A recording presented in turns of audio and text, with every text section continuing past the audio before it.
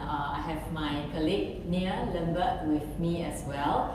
So together we actually are in the language space, and I think, well, it has been quite a good revelation of how language actually fits into the whole travel the world phenomenon, as we have here from Facebook, and also the gentleman from Google, and also rest of the presentation yesterday. So today I won't be coming out with too much of data analysis or statistics, except one slide perhaps, and the rest of it is really just to bring awareness of how the contents of your websites, the contents of your marketing message could be actually be more focused on attracting your customers and your guests in coming to visit your website. So yeah, so I hope that it will benefit all of you. So while I was preparing for today's slides, I just come across this picture, Travel the World, and the next one, which is choose your words. You choose your words. And it brings me to one of the, well, I would say, disruptive technology, and but they are very, very successful over the 10 years. And that would be Airbnb. Whether we love it or we hate it, or I don't know, like in my family, I have different views. Like for me, I would say, oh, let's choose a nice 4 to 5-star hotel. And my children would say, I want Airbnb, you know, and yeah, my husband is in between. So, because he's the one paying. And so if we look at how Airbnb actually has been an explosive growth in the market. First thing is, the vision for them is for travelers to travel the world. And that was the very first slides that I captured. Travel the world is their vision. And because of their vision, their mission and their action all drives towards this.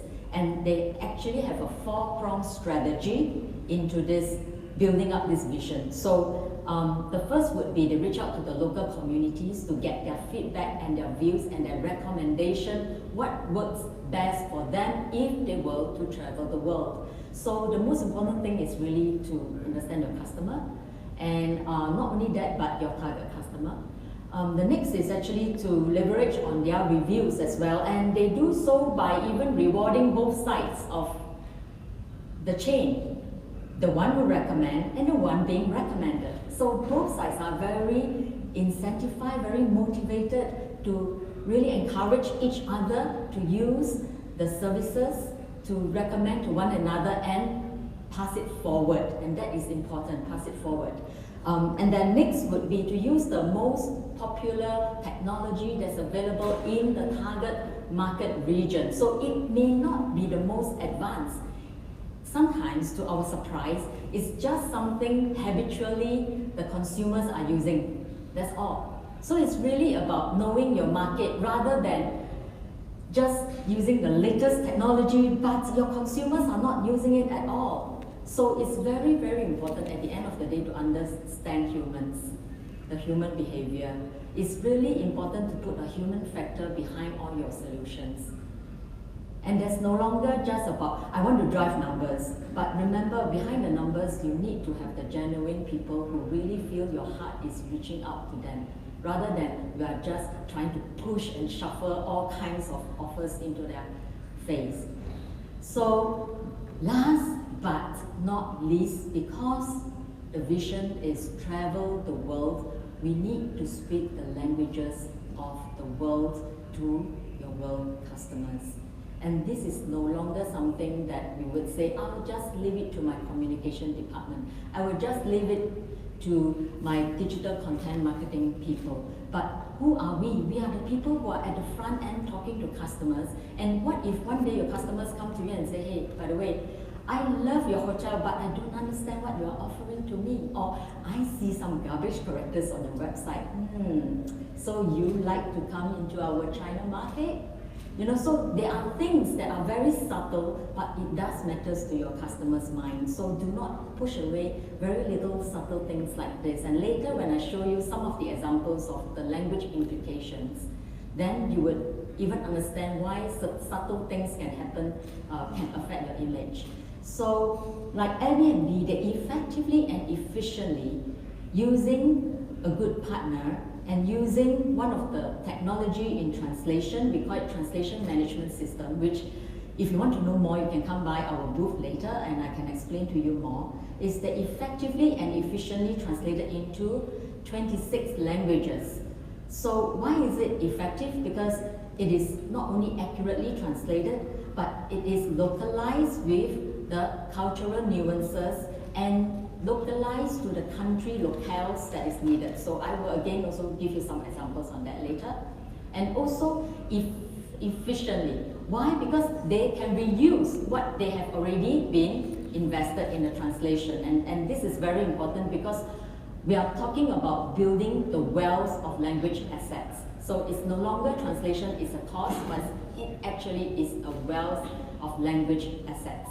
So let's look at the model that they have used, which is very successful for Airbnb. Their strategy is actually having a global brand, which the headquarters is in San Francisco, it's in a US brand, but how did they make it so easily acceptable to countries even as far as Thailand is not too far, right? But you know, exotic islands. It's because they are able to break down their contents and use the rightful translation skills that they have. For example, for customer support and pricing and promotions and advertising, they use localization, and for website contents, they do use marketing translation, and for transcreation, they use it on their advertisements, their slogans, and their banners. So what is transcreation? Okay, I'll come to that, all these terms. So just hold on for a while. Now, so at the end of the day, if we are talking about your international success, is definitely balancing localization and globalization is part of the formula. It cannot be out of this formula, and it cannot be in a very afterthought process anymore. And using the acronym of what you are familiar with, this shows how translation, transcreation, and localization actually fits into the whole hospitality arena. We have hook, which is to hook your customers through your brand and your voice message. It's also what you offer, the perks that you offer, and to study them, never assume them, personalize it as our gentleman from Reinvent has just shared with us, and inquire, doing the surveys as well. And T is to tap into the technology. So again, as I've shared, it's not about advanced technology, but knowing what is the popular technology that they are using. Automate as well, and L for languages, which you have to learn what is your frequent visitors speaking. Because there is a studies in the world that the most spoken language, you guess what would be the most spoken language in the future? Can someone share with me? Chinese. Chinese, and there's actually one more, if anyone would just want to have a wild guess. Again? Exactly, you're right. Spanish and Chinese will actually overtake English. In fact, there's a lot of people learning these two languages right now. And even Nia's sister in US, she's already having a degree in Chinese, right? Yeah, so this is called cultural diversity. We are living in a world where it's a cultural diversity. Everyone should be looking at everyone as just human beings with the same needs and learning one another's culture and languages. This is how we will be living together in harmony and, you know, good peace. And I as in invest, and T as in translate and transcreate, and we complete the whole cycle of the international success, which is to yield your profits ultimately. Because whatever we do, it still has to come back to yielding profit for your business, right? Yeah. So it actually makes up the acronym of hospitality. So imagine if you leave out languages, if you leave out translation and transcreation, this would not have been a complete business model. So, now for just a quick take on what are some of the definitions that I have shared with you just now. Translation, I think a lot of people, they know about this word. However, the other two would be a bit more strange. Translation is, as we all know, is grammatically and syntactically correct and with limited cultural nuances. So basically, I know English and Chinese. So if I would like to do some simple interpretation and translation, I could do that. But I do not reside in China, I do not reside in Hong Kong, neither is Taiwan. I will not be able to translate it in such a way that it really speaks to a Taiwanese on their day-to-day basis, or their cultural nuances where they are used to certain idioms, phrases, which immediately click with them. But I can still translate it, they will still feel a bit distant. So that is translation. Localization is to take into consideration the country's locales and cultural nuances. So what is some cultural nuances are like idioms, like for example, the word, let's say, chicken out, right? Can we translate it directly, chicken out, in any other languages? That would be like just taking the chicken out of something, right? So it doesn't make sense at all. So in each country, there is some equivalent idioms, but it is being said and used even from their childhood days in a very local way. So imagine if your websites, if you want to reach out to your customers and you use what is they are used to, and that will straight away win at least half of their hearts. The rest of it is, of course, the other factors. So that is localization, and locales, we are talking about the date and time format, the measuring units, the currency symbol, the decimal symbol, and the numeric. So I will give some examples later. Transcreation is, we like in Singapore you say a little more chin, you know, more deep. If I were to use the definition in Wikipedia, quite a mouthful, but I thought it's quite accurate too. It says transcreation is to transfer the intent, the style, the vocal tone, the emotional salience of the message from the source language to that of the targeted audience. The process does require expertise in marketing as well as linguistic skills and a firm grasp of targeted cultures. Well, in my simple terms, and a more business ROI perspective, it means to bring out the emotional responses according to the course of action you would like your customers to take. So at the end of the day, whatever you present on your website, what is your intention?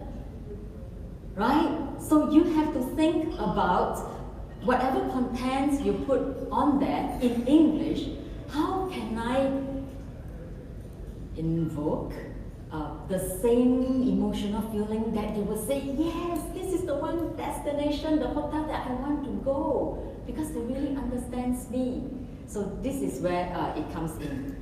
So just some examples using Indonesian language and Chinese language to bring out the differences. For example, translation versus transcreation for slogans, ads, and banner. Like one of, I got it from one of the sites, which is a beautiful resort just facing the Mediterranean Sea. Okay, so this is the context. There's a slogan that they put right in front of the landing page, life as it should be. So that's translated in Chinese, and I know that maybe 90% of this room will not be able to comprehend it, but that's all right. It is a transliterate, more like translation as to life as it should be. However, the other one, which is the one below, the translation, I actually back translate it for you as well. When we do a transcreation, we will no longer just look at the sentence by itself. We will talk to our clients to understand what is the real message and the visual that they would like to develop in the mind of their customers. So after knowing that, we come up with a more in-depth and in-width kind of localization or transcreation for them. And instead of just directly saying life as it should be, if we back translated it, it will be returning to the original nature, returning to your essence of life. So imagine if you are looking at this website with a beautiful blue sea and then with a quite nice Greek resort against it, and you're thinking about, wow, yes, that's original nature and that's the essence of life. So what am I waiting for? You know, let's look at the price, you know, maybe the next thing.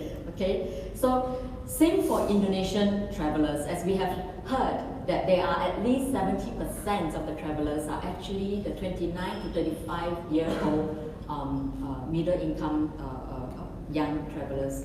And looking at a website like this, it can be again directly translated as life it should be, or it could also be transcreated to meaning how living should be. Instead of just thinking about life, they are talking about living. So in different cultures, they actually have an emphasis on certain words that will speak to the crowd themselves. And only experts in marketing and linguistic skill will be able to do that. So that's how it's important to partner with partners that knows that. Next distinction is translation versus localization. So all of us are familiar with menu buttons, right? Home, rooms, about, contact. However, when it comes to localization, we look at what are usually already familiar with the local country. So like for example in China, instead of just the word contact in the pink box, 联系, contact, it actually added 2 more words, and if I back translate it, is contact us. So because in China, they are always very relational in a business relationship.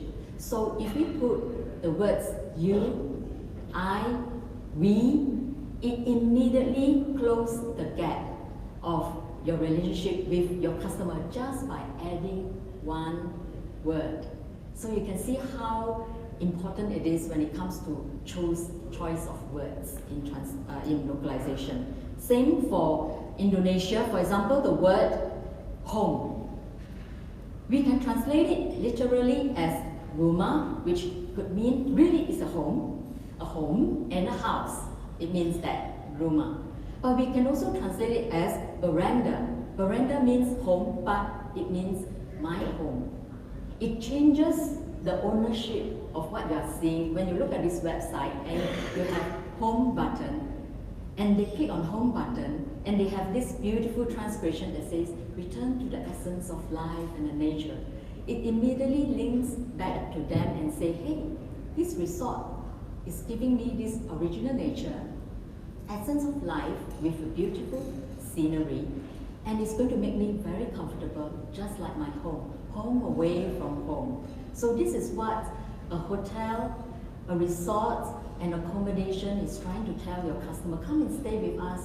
We will treat you as if like you are just like at your home and in a very relaxing mode.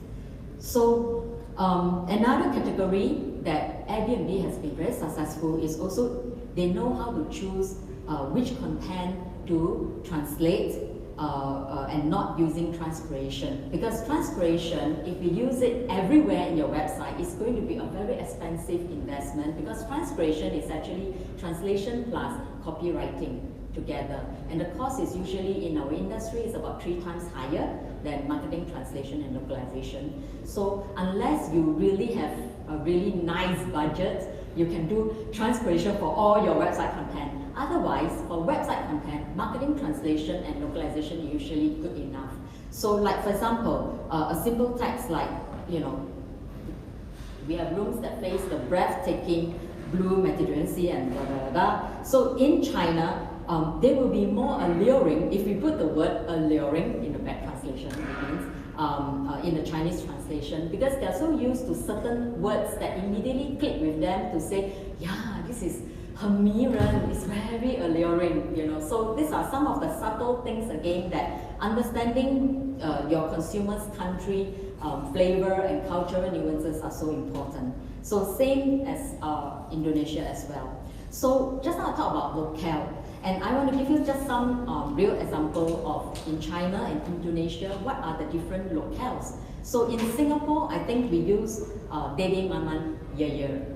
But in China, for example, it's the other way around. It's Ye, Maman, and Dede. So it's in Indonesia, they use the hyphen as well. So it's very important to know the distinctions, and also metric system as well, and as well as the decimal separator, because many parts of this world, they are not the same as where we come from. So just like the decimal separator for Indonesia is a comma actually, instead of a decimal, a dot. Yeah. So, and also for China, for certain collaterals, for certain contents, they even use the Chinese character to represent the numeric representation as well. So we really need to know when to put the right numeric representation as well. So I put SEO here not because our company is doing anything with digital SEO, because this will be our panel of partners who are more an expert into it. I put it here because of the last statement here, which is when you spend or invest a lot of time and manpower doing your digital content and your marketing, do remember that SEO, SEM, keyword search are very local based, be it in Europe, be it in Asia.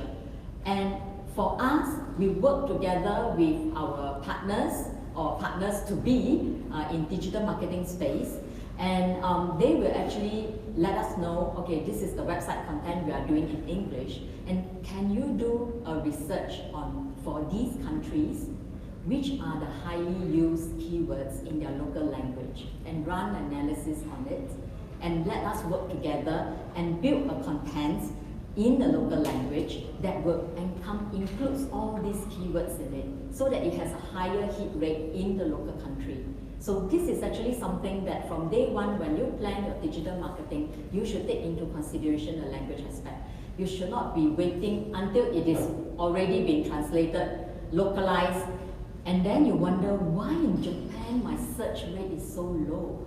Why in Thailand my search rate is even below a new hotels that has just opened. So these are some things that there is always a reason behind it, and I hope that today it shed more lights on it as well. So last but not least, another important aspect, which this is a service that is not many companies offer, but our company does offer that, and because we have the demand for it from our multinational clients. Like for example, for foreign brand, in different countries, for example like China, if you want to really leave a lasting impression of your brand, which is to stay, then you may want to consider localizing your brand name or your product name, like your loyalty reward clubs, into their local language. And usually in China, they either use transliteration sound alike into the Chinese characters, or they would give it a meaningful name. So an example, maybe not a hotel, but Coca-Cola. Coca-Cola in China is called 可口可乐, and it sounds alike. Coca-Cola and 可口可乐, Pepsi-Cola and 百事可乐. And the wonderful thing is, there's even meaning in the transliteration. 可口可乐 means you have a sip, you feel the joy. Pepsi-Cola, you have a sip, you have 100 joy. So they are competitors. Yeah, so so words are not something that is really afterthought. Words is something that is built into your brand, and it helps in your sales for a longest time to come. So that is how, if you take it seriously, the reward will come back to you. And the next thing is, after you have created a name, you can also do a name connotation check. Like for example, DBS Bank. DBS Bank, back many years ago when they acquired the Hong Kong Bank, they decided to have a Chinese name because they want to have a very big and long presence in Asia.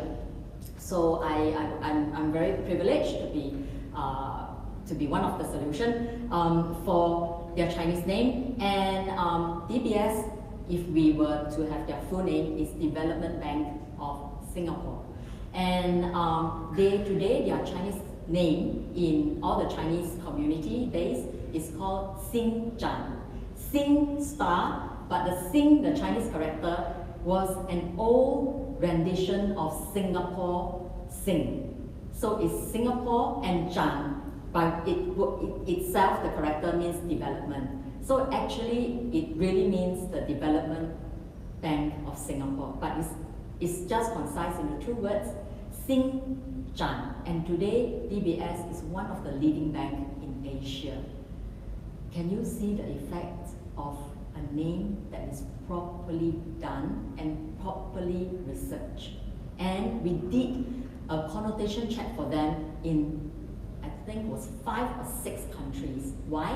Because Japan, Korea, Singapore, Malaysia, Hong Kong, China, all these countries, they use Chinese characters. Now imagine you have 2 Chinese characters. What if these 2 Chinese characters pronounced in Cantonese, pronounced in different dialects in Taiwan, in Hong Kong, sounds yucky?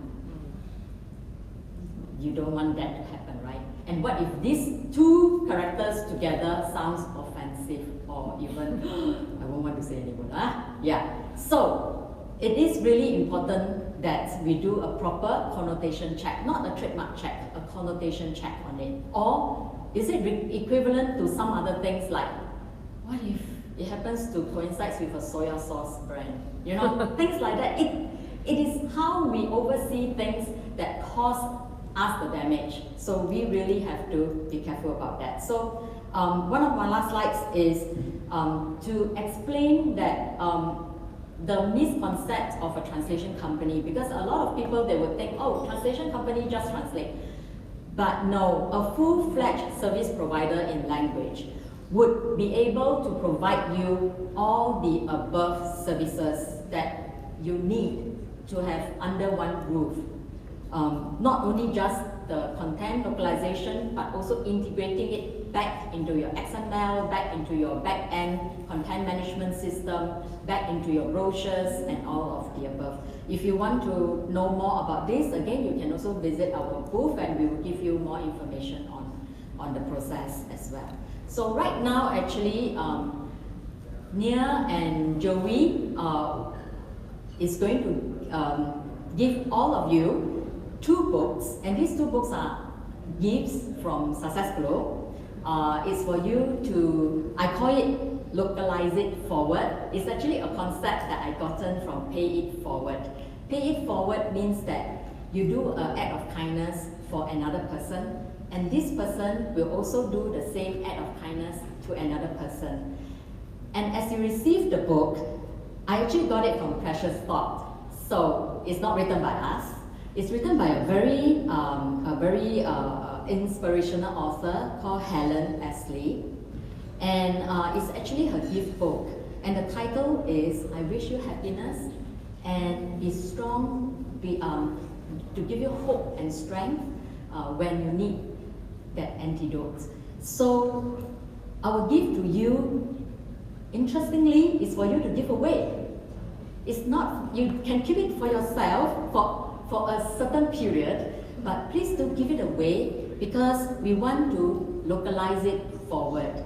Localize it forward, it could mean many things. It could mean that you translate your love and care for another person and you localize it. So I think by now some of you would have the book, and if you open the cover, the inner cover, there's actually, we have written on it what it means by localize it forward. Well, if you like, you can even give it to your multilingual friend, your friend who maybe speak in another language in another country that you happen to meet. And you can even, if you know their language, you can even pick one line or one phrase and say it in their language. And I challenge you that their face will beam. Their face will say, wow, you are giving me a word of blessing in your own, in my own language. So, however, it doesn't mean that if you don't know their language, you can't pass the book forward to them, because it's still a blessing to them. So these are the 2 some phrases that we have chosen, and I just want to read it from my heart to all of you today to bless you. I wish you delight, I wish you quiet calm, and I wish you a full and rewarding life. 愿君心悦，愿君安和，愿君此生精彩皆然. So this is my parting words here, and I wish you a very, very good afternoon and lunch. Thank you. Is there any questions that you would like to